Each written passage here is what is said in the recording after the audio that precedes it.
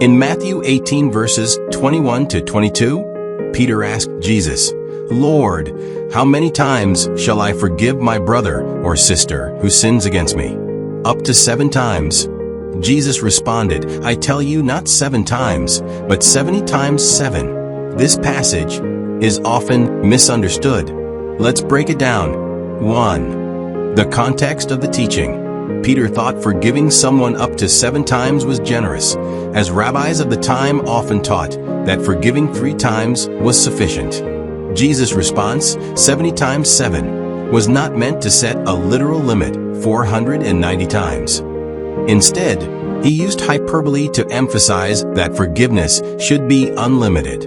2. What forgiveness means. Forgiveness is a choice. It means releasing resentment or the desire for revenge. It does not necessarily mean condoning the sin or forgetting the offense. It reflects God's forgiveness. Jesus calls us to forgive as God forgives us, freely and repeatedly. 3. The parable that follows. To drive home the point, Jesus shared the parable of the unforgiving servant. Matthew 18 verses 23 to 35. A king forgives a servant an unpayable debt, symbolizing God's immense forgiveness. That servant refuses to forgive someone else a much smaller debt, and the king punishes him. The lesson is clear. We must forgive others because we have been forgiven much more by God. 4. Why forgiveness is important. Spiritual freedom. Unforgiveness binds us to anger and bitterness, hindering our relationship with God. Mark 11, verse 25. Healing relationships.